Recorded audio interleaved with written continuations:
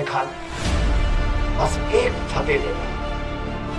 कब के तरस गए हैं एक फतेह के लिए। जब से इस दख्खन में आए हैं फतेह लेकिन नाही हमने त्याच्यापुढे छाती काढून उभा राहायची जी जिगर आहे ना, ती जिगर पेरली शंभूराजाने आपल्या मावळ्यांच्या अंगात। शंभूराजे रायगडावर परतले। महाराजांचे काही विधी राहिले होते, शंभूराजाने ते पुन्हा केले। रायगडावर छत्रपती शिवाजी महाराजांची समाधी उभारली आणि महाराजांच्या मृत्यूनंतर तब्बल 9 महिन्यांनी संभाजी महाराजांनी स्वतःला राज्याभिषेक करून घेतला। संभाजीराजे स्वराज्याचे दुसरे छत्रपती झाले। पण त्याच वेळी महाराष्ट्राचा आभाळ मात्र काळवंडलं होतं। जोपर्यंत शिवाजी महाराज हयात होते औरंगजेब चुकून महाराष्ट्रात आला नव्हता, त्याचा धाडसच झालं नाही, इतकी दहशत त्याच्या उरात।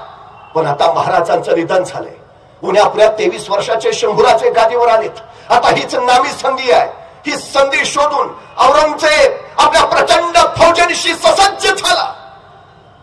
पण त्याच वेळी 23 वर्षाचे शंभूराजे एके दिवशी भर दरबारात विचारते झाले, मामासाहेब स्वराज्याचा घाट बांधावा म्हणतो, पण औरंग्याचाही थाट उतरला पाहिजे। मामासाहेब जागा काढा मोकेच। आणि हंबीररावांनी सांगितलं, राजा एक जागा आहे मोकेच, मुघलाचं नाव कचरू। कोण जागा? बुरहानपुरा, धार उल मुल्क दख्खन, बुरहानपुरा। राजा बुरहानपुरा म्हणजे औरंगजेबाची राजधानी दख्खन येथली। बुरहानपुरा म्हणजे मधाचं पोळ आणि कडाडला छावा, मग हे मधाचं पोळ आता कोळ्याचं जाळं झालं पाहिजे। आणि बघता बघता मराठी फौजा सुसाट सुटल्या, बुरहानपुरावर छापा पडला। बुरहानपुराचे 17चे 17 पुरे पुरते धुतले। एखाद्या सुंदर बागेचं रोपण डोळ्यात साठवावं यासाठी पापणी मिटावी आणि पापणी उघडावी तर पुढे स्मशान दिसावं, अशी बुरहानपुराची पूर्ती वाताहत झाली। बुरहानपुरा संभाजीराजांनी पुरता कोळसा पुरा करून टाकला। औरंगजेब संतापला, त्राईत झाला। बुरहानपुरा म्हणजे औरंगजेबाचं हळवं काळीच पान। त्याच्या 2 बहिणींचा जन्म बुरहानपुऱ्यातलाच, त्याच्या आई निर्वतली बुरहानपुऱ्यातच, आणि औरंगजेबाच्या आयुष्यातलं एकुलतं एक प्रेम प्रकरण ते घडलं तेही बुरहानपुऱ्यातच। संभाजी महाराजांनी बुरहानपुऱ्याला नव्हे औरंगजेबाच्या काळजालाच हात घातला होता। संतापला औरंगजेब, पण तोपर्यंत दुसरा तडका बसला। औरंगजेबाच्या नावाने वसवलेला औरंगाबाद, संभाजीराजाने औरंगाबादलाच हात घातला। औरंगाबाद लुटला इतकं की औरंगजेबाच्या नावाशिवाय तिथं काही ठेवलंच नाही। साफ औरंगजेब संतापला, भयान संतापला। औरंगजेब लिहितो, उभं आयुष्य शिवाजी महाराजांनी माझ्याशी वैर केला, पण शिवाजी महाराजांनी कधीही माझ्या बुरहानपूर आणि औरंगाबादला हात लावला नाही। पण हा शंभू राजा काल गादीवर आला आणि आज माझ्या काळजालाच फाडून गेला। हे पाणी काही वेगळाच आहे, वेगळाच। औरंगजेब संतापलाच होता, त्याच्या पक्का शक्तीवर पाय पडला। औरंगजेबाचा मुलगा शहजादा अकबर त्याच्याशी वैर घेऊन तो आला थेट शंभूराजांकडेच। अकबराला स्वीकारणं म्हणजे औरंगजेबाला खुलं आव्हान देणं आणि आव्हानाला पाठ दाखवणं हा गुण संभाजीराजांच्या रक्तातच नव्हता। अकबराला जवळ करून शंभूराजांनी औरंगजेबाला खुलं आव्हान दिलं आणि निघाला औरंगजेब, निघाला स्वराज्याच्या दिशेनं, उचलली खास पावलं। औरंगजेब कुणी साधा नाही बरं, आशिया खंडातलं सगळ्यात मोठं साम्राज्य म्हणजे औरंगजेबाच, आणि आशिया खंडातलं सगळ्यात छोटं राज्य म्हणजे शंभूराजांचं। औरंगजेबाच्या नुसत्या सरदारांची संख्या 14,500 आणि एका सरदाराच्या हाताखाली 50,000ची फौज, म्हणजे 14,500 गुणिले 50,000 एवढा औरंगजेबाचा सेना लष्कर। आणि माझ्या शंभूराजांची सगळी फौज गोळा केली तर भरेल कशी बशी 70-80 हजार। औरंगजेबाचा एका वर्षाचा वार्षिक महसूल कोट्यानी कोटी रुपये आणि शंभूराजांच्या स्वराज्याचा वार्षिक महसूल कसा बसा 1 कोटी रुपये।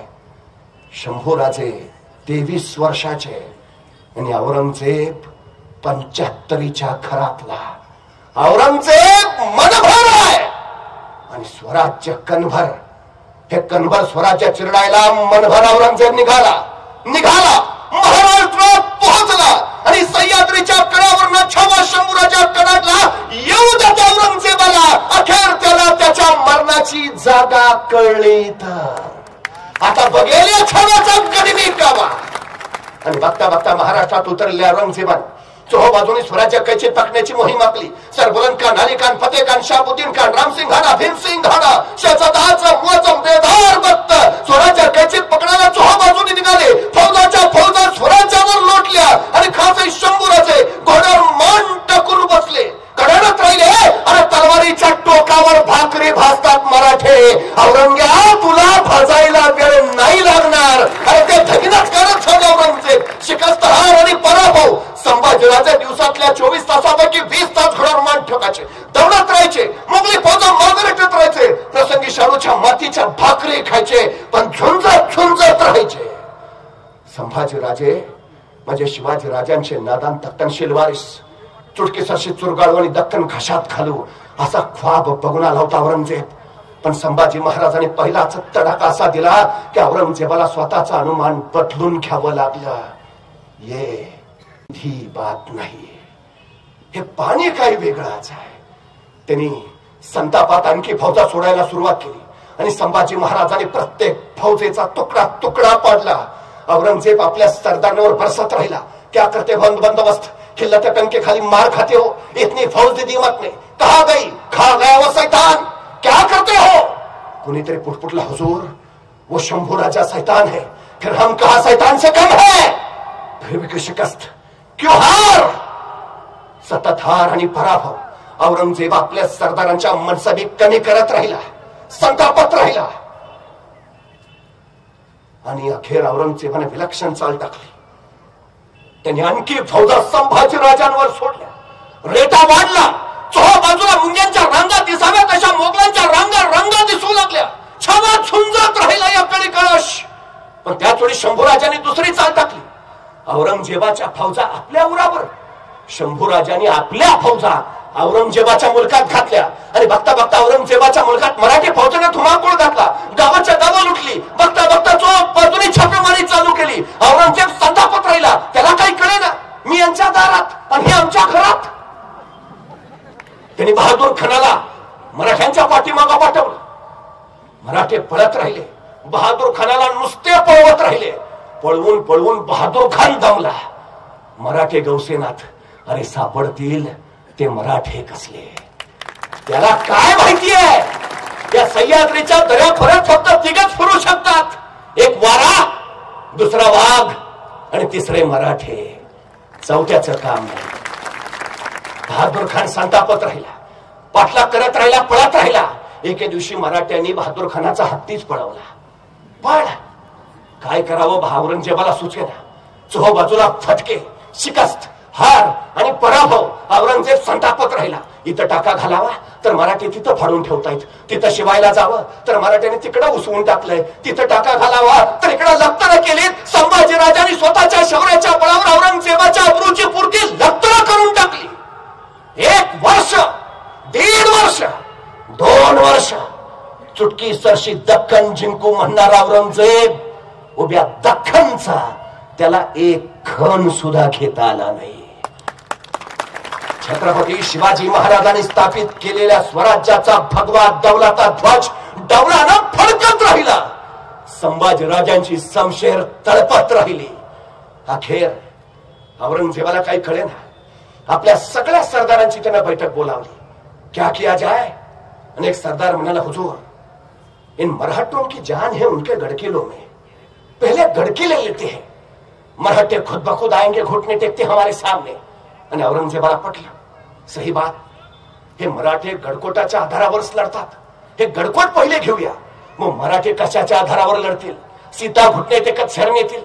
आणि मग औरंगजेबाला विचारलं, तो ऐसा कौन सा किला है जो जल से जल लिया जा सकता हो. म्हणजे पहिल्याच खडाला पराभवाचा खडा नको, किल्ला असा काढा की पटकन घेता येईल, फारसा डोक्याला ताप नको. आणि मग एकाने सांगितलं, हुजूर एक किल्ला आहे. कौन सा? नाशिक जिल्ह्यातला, दिंडोरी तालुक्यातला, वणीपासून अवघ्या काही मैलावर असलेला. प्रभू श्री रामचंद्र तिथं विश्रांतीसाठी जायचंय, त्यांची सेज तिथं. मग त्या किल्ल्याचं नाव रामसेज. हुजूर आसा किला है. मराठे कितने हैं? 300 350 होंगे हुजूर. शिबंदी ना हुजूर, बजमियत ना हुजूर, तोहफे बिल्कुल ना हुजूर. तो ठीक है, वही ले लेंगे. ठरला औरंगजेबाच. अवघे 350 मराठे असलेला, तोफा शिबंदी बजमियत अजिबात नसलेला तो रामसेजचा किल्ला घ्यायचा. आणि औरंगजेबाने विचारलं, तो कौन जाएगा? कौन लेगा रामसेज? आणि उभा राहिला शाहबुद्दीन खां. हुजूर हम जाएंगे, हम लेंगे रामसेज. शाहबुद्दीन कितने दिनों में लोगे किला? आणि शाहबुद्दीन म्हणाला, हुजूर सकाळचा नाश्ता करून जातो, दुपारच्या जेवणाला किल्ला घेऊनच परत येतो. बहुत खूप. 20,000 फौज दिली. निघाला शाहबुद्दीन खान रामसेजवर. आता रामसेजवर आमचा किल्लेदार आहे रामाजी पवार. फौज फक्त 350. 20,000चा सेनासागर रामसेजच्या जवळ पोहोचला. आमचा रामाजी पवार फक्त पाहतोय. आता दुसरा कोणी असता तर म्हटलं असता, भागो, डिपॉझिट पण राहणार नाही. पण रामाजी पळाला नाही. किती मोठं संकट येऊ द्या, त्याच्या पुढे छाती काढून उभा राहायची जी जिगर आहे ना, ती जिगर पेरली शंभूराजाने आपल्या मावळ्यांच्या उरात. 20,000चा सेनासागर बघता बघता रामसेजच्या पायथ्याला पोहोचला. कडाडला शाहबुद्दीन, यलगार आक्रमण, चलो आगे. आणि बघता बघता शाहबुद्दीन रामसेज चढू लागलं. चढत चढत पार वेस ओलांडून पुढे निम्म्यापर्यंत आलं. आमच्या मराठ्यांची हालचाल ना प्रतिकार. शाहबुद्दीन खानाला वाटलं बहुतेक न लढताच किल्ला ताब्यात देता येत वाटतं. मोठा उत्साह, चलो आगे लेलो किल्ला, चलो. सैन्य पुढे आलं, नजरेच्या टप्प्यात आलं. तसं मराठे सावध झाले. हातातल्या गोपन गुंड्या थररल्या, दगड भरली, चुकली दगड, धडा थार दगडात लागली. पत्र्यांची बौछार नुसती. त्या दगडाच्या माराने घायाळ झालं शाहबुद्दीनचा सैन्य. पाठीला पहिला पळत सुटलं. त्या शाहबुद्दीनच्या मस्तकावर दगड बसलेला. ती जखम दाबीत शाहबुद्दीन म्हणाला, कैसे है ये मराठे, पत्थरों से खेलते हैं. या खुदा, पूरी जिंदगी में ऐसी जंग देखी ना हमने. एका दिवसात किल्ला घेतो म्हणलेला शाहबुद्दीन खान रात्री खलबत खाण्यात जखमा शेकत बसला होता. क्या किया जाए? त्याचा सरदार म्हणाला, हुजूर ऐसा करते हैं. बोलो. नाही, काल आपण चालत गेलो, मग दगड डोक्यावर बसली, मग उद्या चालत नको जायला, मग सरपटत जाऊ, म्हणजे दगड आली तरी वरनं जातील, आपल्याला लागणार नाही. मोठी धार्मिक कल्पना. शाहबुद्दीनला पटली. ऐसाही करेंगे. दुसऱ्या दिवशी चढाई सुरू झाली. उरलं सैन्य निघालं पण सरपटत. कुणी डोकं वर करायला तयार नाही. चुकून डोकं वर करायचं, डोक्यात दगड बसायचा, डोक्याला ताप नको, बक्कालीन चल पुढं. सर करत सैन्य निघालं. वेळ सोलांडून पुढं पार निम्म्याच्या वर आलं. आता दिंडी दरवाजा समोर. शाहबुद्दीनला वाटलं बहुतेक काल दगड मारून मराठे दमले असतील, आज कशाचे लढतायत, किल्ला देणार ताब्यात. मोठा उत्साह आला. चलो आगे लेलो किल्ला. सैन्य पुढे आलं. अगदी टप्प्यात आलं. तसे मराठे सावध झाले. रात्रभर जागून तटबंदीवर मोठमोठ्या दगडी शिळा गोळा करून ठेवल्या होत्या. हे सरपटणारं सैन्य जवळ आलं. तशा त्या दगडी शिळा दिल्या नुसत्या ढकलून. गडगडा करत शिळा सुटल्या खाली. त्या सरपटणाऱ्या प्राण्यांना फार चेंगरून मेंगरून मग तळ जाऊन थांबले. त्या शाहबुद्दीनला काही सुचायचं कळे नाही. काही सुजलेले मोडलेले महिनाभरात नीट झाले. शाहबुद्दीन परत विचारलं, क्या किया जाए? ये मराठे खुद सामने नहीं आते, हमें सामने नहीं आने देते. सामने ही नहीं आएंगे तो लड़ेंगे कैसे? लड़ेंगे ही नहीं तो जीतेंगे कैसे? क्या करे? त्याचा एक सरदार होता, हुजूर ये मराठे खुद सामने नहीं आते, हमें सामने नहीं आने देते. ऐसा करते हैं, बोलो सीधा तोप मारा चालू करेंगे. आधे घंटे का काम है. 20-25 तोफे हैं हमारे पास. सीधा गोलाबारी शुरू करेंगे. आधे घंटे में किला कब्जे में. पटला शाहबुद्दीनला. महाबत तैयारी करो, कल सुबह गोलाबारी चालू करेंगे. तैयारी करो. महाबत कामाला लागला. 20-25 तोफा किल्ल्याच्या दिशेने तोंड करून ठेवल्या. दारुगोळा ठासून भरला. बस सगळी सज्जता झाली. आता उद्या किल्ल्या ताब्यात येतोच आहे. त्या रात्री शाहबुद्दीन निवांत झोपला. रात्री 1:30-2चा प्रहर 101 मराठे अलगद किल्ल्यावरनं खाली उतरले. सरळ शाहबुद्दीनच्या छावणीत घुसले. सपासप कत्तल चालू झाली. आक्रोश किंकाळ्या आरवळ्या. बघता शाहबुद्दीन खडखडून जागा झाला. क्या हुआ? छापा हुजूर, काउन थे मराठे हुजूर, कहां गए? निकल गए हुजूर. त्या शहाबुद्दीनला सुचायचं बंद झालं. शक्कून रात छापा हमारे डेरे पर. महाबत तोफे लगाओ, अभी क्या भी तोफे लगाओ. महाबत म्हणला हुजूर अभी अंधेरा है, अभी तोहफे लगाएंगे तो गोले सीधे हम पे ही बरसेंगे. सुबह तक राह देखते हैं. सरपडला शहाबुद्दीन पण ठरलं होतं आता सोडायचं नाही, काय व्हायचं ते होऊ दे. आता उद्या सकाळी गोलाबारी चालू, तोफमारा चालू, किल्ला कब्जात. सकाळी 6 वाजता शहाबुद्दीन शाही हत्तीच्या अंबारीत बसला. 20-25 तोफा किल्ल्याच्या दिशेने तोंड करून ठेवल्या. दारुगळा टासून मारला, वातान बाहेर काढलीये. आता इशारा झाली की वातान पेटवायची. शहाबुद्दीनची इशारा झाली. हातात पेटली मशाल घेऊन महाबत पुढे चला आणि तोफेची वातान पेटवणार. तोच गडावरून आवाज आला, धडम धुम. एक तोफेचा गोळा सू सू करतोय तो त्यांच्याच दिशेनं. तसा महाबत कणकणाला, तोफे पीछे लो, तोफे पीछे लो. क्या शहाबुद्दीनला कळायचं बंद झालं. क्या क्या क्या हुआ हुजूर? मराठों ने गोलाबारिश कर दी है, आगे रहेंगे तो उनके गोले सीधे हम पे बरसेंगे, पीछे आएंगे हमारे गोले उन तक नहीं पहुंचेंगे. तो खाना नाकामयाब हुजूर. त्या शहाबुद्दीनने विचारलं, अरे पण मराठ्यांकडे तोफा नव्हत्या ना? तोफा नव्हत्या मराठ्यांकडे मग? तसा महाबत खान म्हणाला, हुजूर मराठ्यांकडे तोफा नव्हत्या पण डोकं तर होता. मतलब मराठ्यांनी लाकडाच्या तोफा तयार केल्यात, त्याला आतून जनावराचं कातडं लावलंय. हुजूर त्यांची एक तोफ आपल्या 10 तोफेला भारी आहे. तोफखाना नाकामयाब हुजूर. तसा शहाबुद्दीन खान म्हणाला, ठीक आहे. तोफा बनवल्या मराठ्यांनी. तोफा आहेत.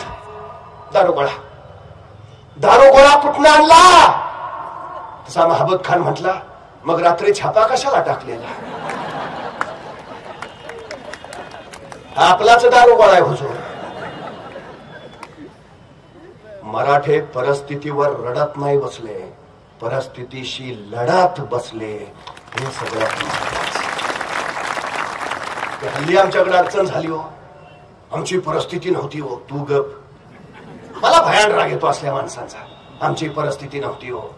परिस्थिती माणसाला घडवती नाही, परिस्थिती माणसाला बिघडवती नाही. माणूसच परिस्थिती घडवतो आणि माणूसच परिस्थिती बिघडवतो. ही सगळ्यात मोठी वस्तुस्थिती आहे. अत्यंत प्रतिकूल परिस्थितीला सुद्धा अनुकूल कसं करावं हे छत्रपती संभाजी राजांकडनं शिकावं.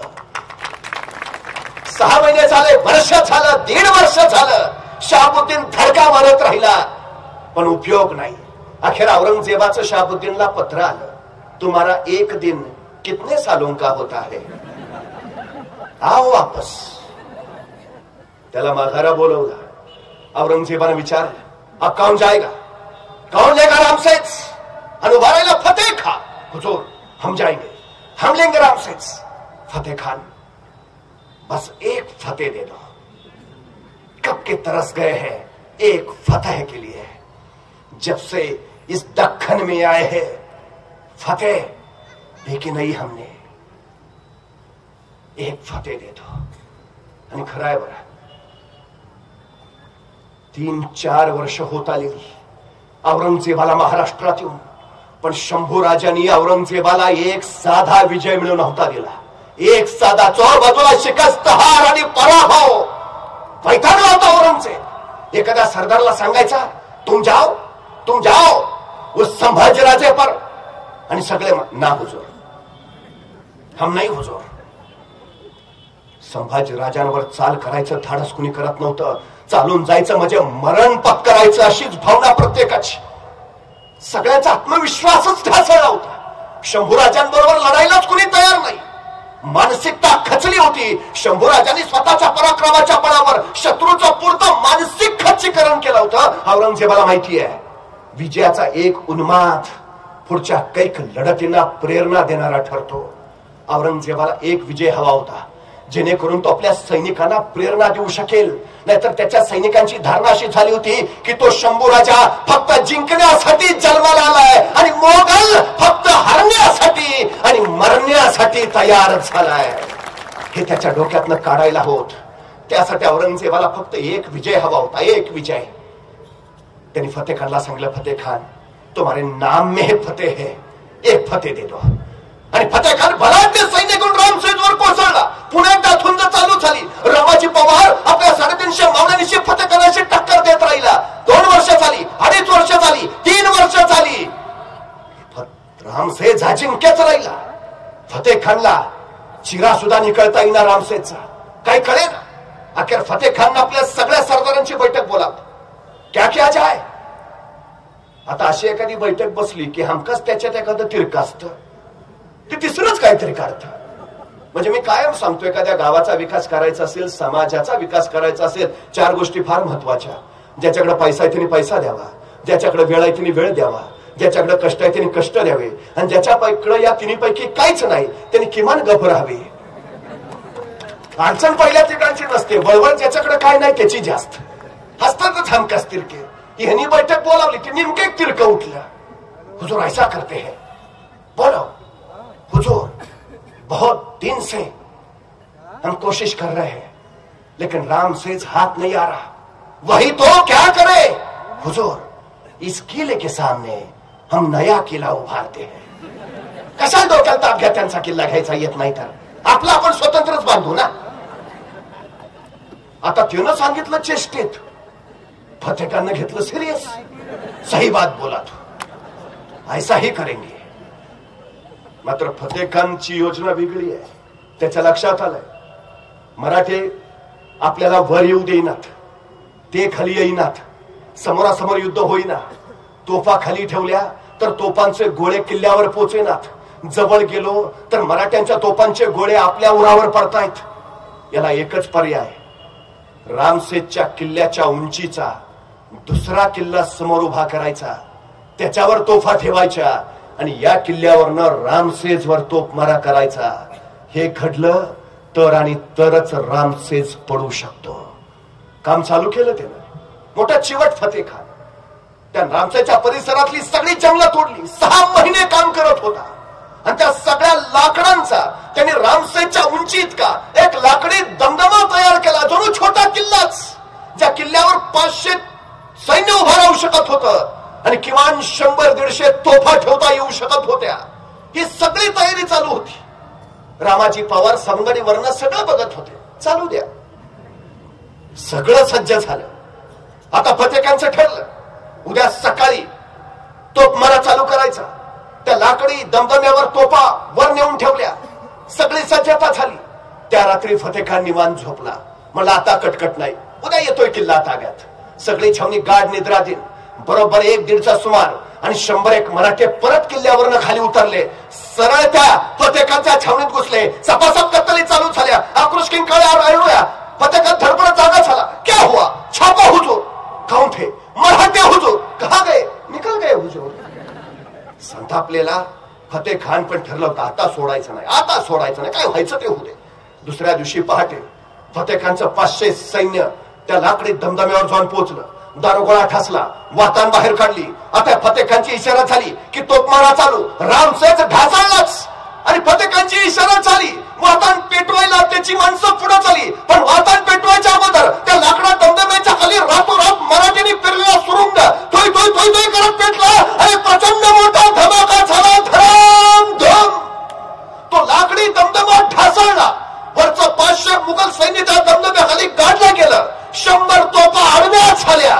त्या ढासळलेल्या दमदम्याकडं तो फतेह खान विवशपणे बघत राहिला आणि रामसेज वरनं रामाजी पवार कडाडला. फतेह खान, जाऊन सांग तुझ्या औरंगजेबाला स्वराज्य जिंकायचा त्याचा मनसुबाही या लाकडी दमदम्यासारखाच ढासळणार आहे.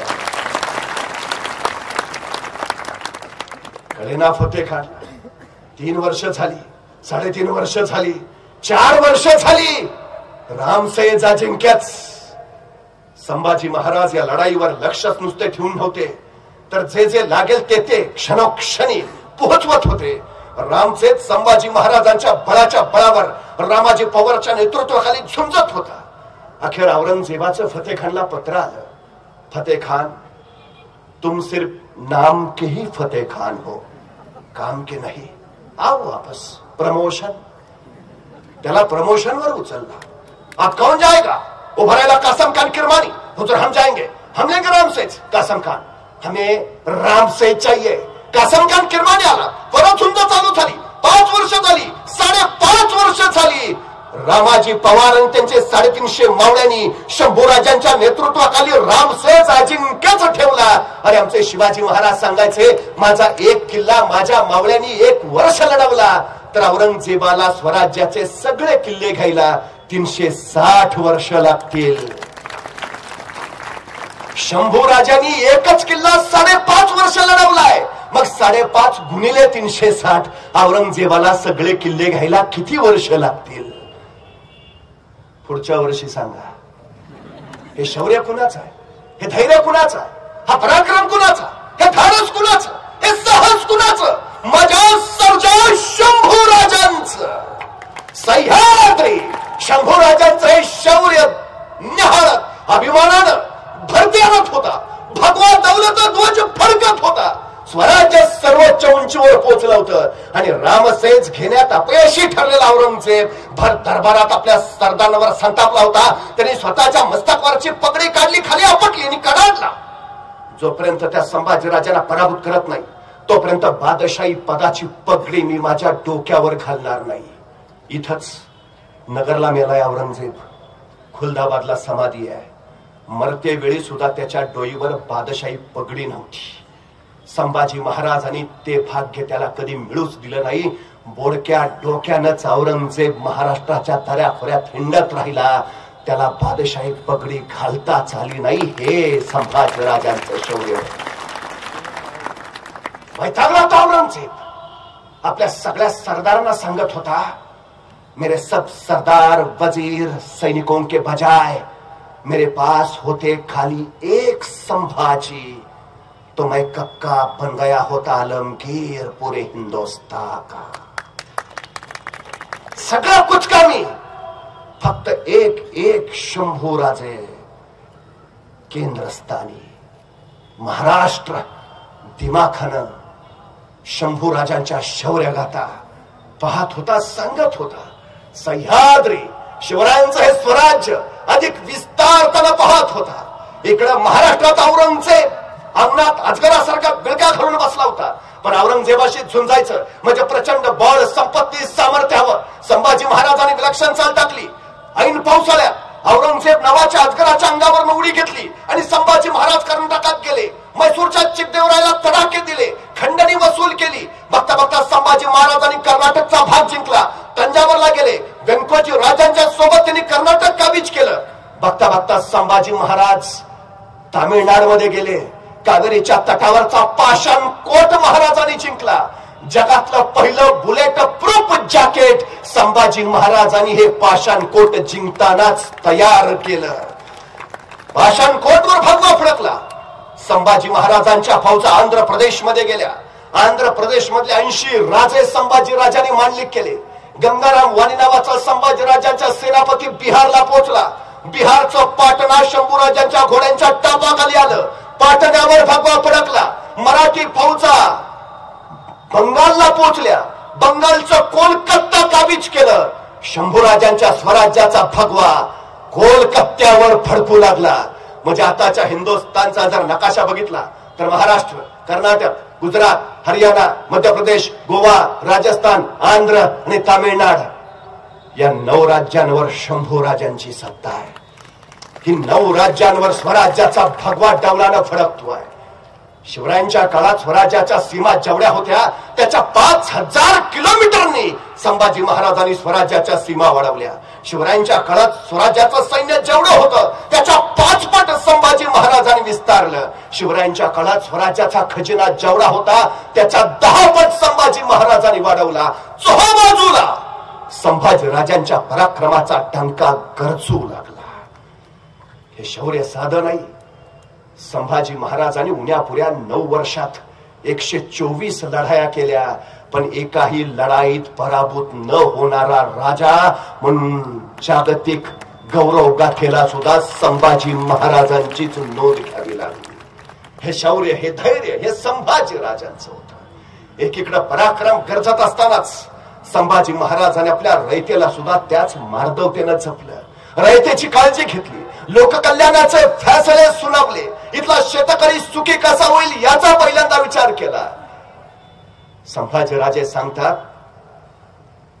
काही झालं तरी एक वेळ शत्रूनं राजाचा पराभव केला तरी चालेल, पण रयतेच्या डोळ्यातल्या अश्रूनं राजाचा पराभव होता कामा नये. रयत छत्रपती शिवाजी महाराजांनंतर महाराजांचं ते रूप शंभूराजात पाहत होती. लोककल्याणकारी स्वराज्य उभारत होत. शंभूराजांनी जंजिऱ्याला धडक मारली. जंजिऱ्याचा सिद्धी दर्यातच बुडवला. संभाजी महाराज गोव्याला पोहोचले. गोव्यावर भगवा फडकणारच होता तोपर्यंत कल्याणवर हसन अली खान चालून आला आणि गोवा अर्धवट सोडून संभाजी महाराज कल्याणला पोहोचले. हसन अली खान तुडवला. कल्याणवर पुन्हा भगवा फडकवला. पण या साऱ्यात गोवा घ्यायचा राहिला. फोंड्याच्या लढाईत विजराईला संभाजी महाराजांनी त्राही आसमान केलं. बघता बघता तो विजराई नदीच्या पाण्यात पडत राहिला. संभाजी महाराजांनी आपला घोडा पाण्यात घातला, पण दुर्दैवानं घोडा धारेला लागला. स्वराज्याचा छत्रपती नदीचं पाणी गिळणार तोच एक स्वामिनिष्ठ झेपावला.